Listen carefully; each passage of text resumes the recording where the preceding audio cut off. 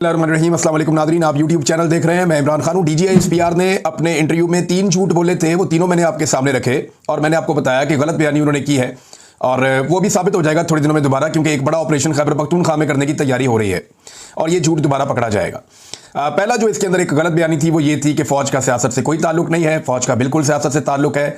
Military की आदत जो है वो दिन रात सियासत करती है। जनरल बाजवा से लेकर अब तक सियासत हो रही है, उससे पहले भी सियासत हो रही थी।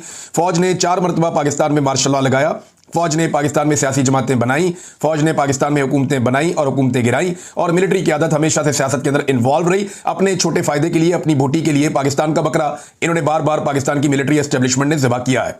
तो फौज का सियासत में किरदार है और अभी जो हुकूमत आई बैठी है इसको भी इक़्तिदार में फौज लेकर आई है।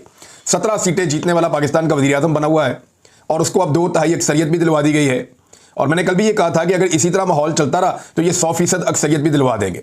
आइन का हुलिया बिगाड़ने के लिए क्या कुछ नहीं किया गया और ये फौज ने किया है। मिलिट्री एस्टेब्लिशमेंट ने बंदे अगवा करवाए, बंदे जबरी तौर पे लापता करवाए, MNAs की फैमिलीज तक को हिरासा किया गया, उठाकर लोगों को अफ्ज़े बेजा में रखा गया और फिर एक आईनी तरमीम जबर के जरिए मंजूर करवाई गई। अब तो 2/3 अक्सरियत उन्होंने हासिल कर लिया, वो कर सकते हैं। दूसरी गलत बयानी उन्होंने ये की कि मीडिया पे वो कंट्रोल नहीं करते। ये बहुत बड़ा झूठ है। मीडिया के किसी भी शख्स से आप कुरान पे हलफ ले लें, वो आपको बता देगा कि पाकिस्तान की मीडिया को पैमरा कंट्रोल नहीं करता। पाकिस्तान की मीडिया की कोई अपनी पॉलिसी ऐसे कंट्रोल नहीं करती जैसे पाकिस्तान की मीडिया को पाकिस्तान की मिलिट्री एस्टेब्लिशमेंट कंट्रोल करती है और वो पाकिस्तान की मीडिया में क्या चलेगा क्या नहीं चलेगा इसके बारे में फैसले भी करते हैं। तीसरा जो उन्होंने कहा कि ये जो किसी को भी उठाना, गायब कर देना, जबरी तौर पे लापता कर देना, हफ्ते भेजा में रखना, ये गैर कानूनी और गलत है और ऐसे लोगों का मुहासबा होना चाहिए। यानी ये बात उन्होंने कही, ये भी एक गलत बात है और ये क्योंकि ये किया ही एजेंसियों की जानिब से जाता है। अब मैं तो किसी को उठा के इलीगली अबडक्शन में नहीं रख सकता, गायब नहीं कर सकता। ये या तो कच्चे के डाकू करते हैं तो या एजेंसियां उठाकर ले जाती हैं। हत्ता कि जो अहमद नूरानी के भाइयों के साथ हुआ उसको उठा के कच्चे के डाकुओं के खाते में डाल दिया, अंदाजा करें आप। और अहमद नूरानी आलमी सतह के ऊपर दुनिया को बता रहे हैं कि उनके भाइयों को क्यों और कैसे अगवा किया गया था।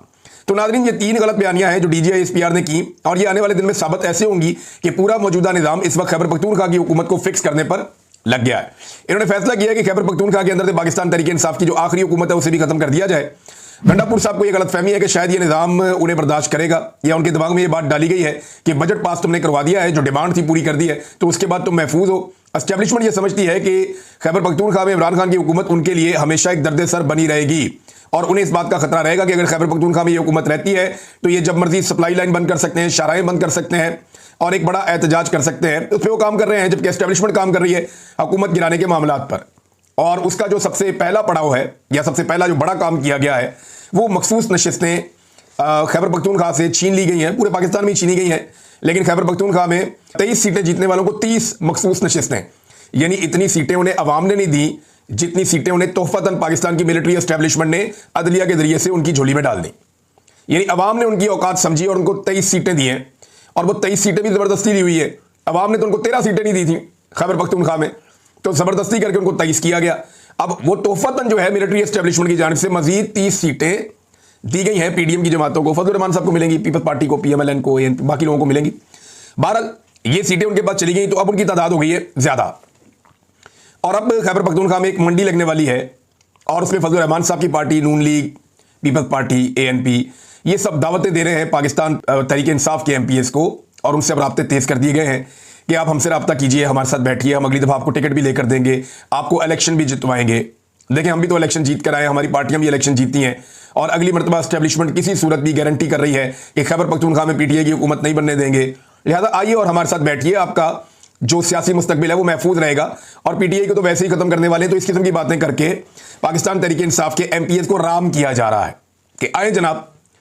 और अभी एक और भी कार्रवाई होगी आने वाले दिनों में, आप देखेंगे कि कुछ पाकिस्तान तहरीक इंसाफ के MPs को फारिग भी किया जाएगा दबाव बढ़ाने के लिए और जिन्हें फारिग किया जाएगा उनकी जगह पे ज़िमनी इलेक्शन में अपने बंदे लाने की कोशिश भी की जाएगी।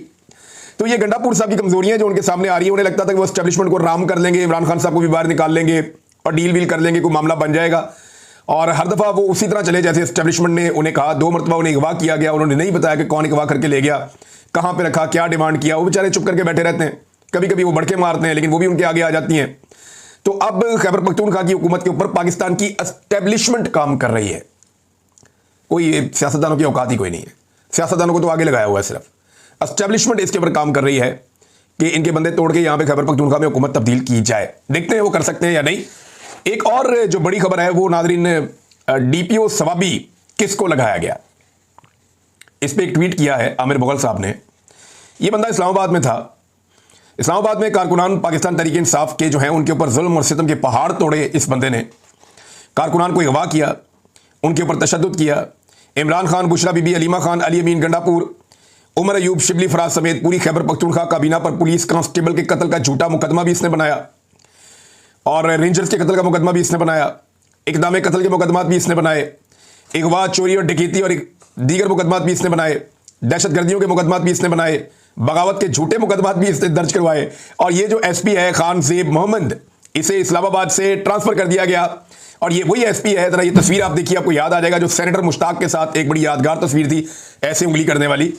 ये वही एसपी है जिसके अंदर रऊनत आपको नजर आ रही थी कि ये फलस्तीनियों के हक में भी किसी को निकलने नहीं देता था। जालिम और जाबिर के तौर पे इसको इस्लामाबाद में याद रखा गया।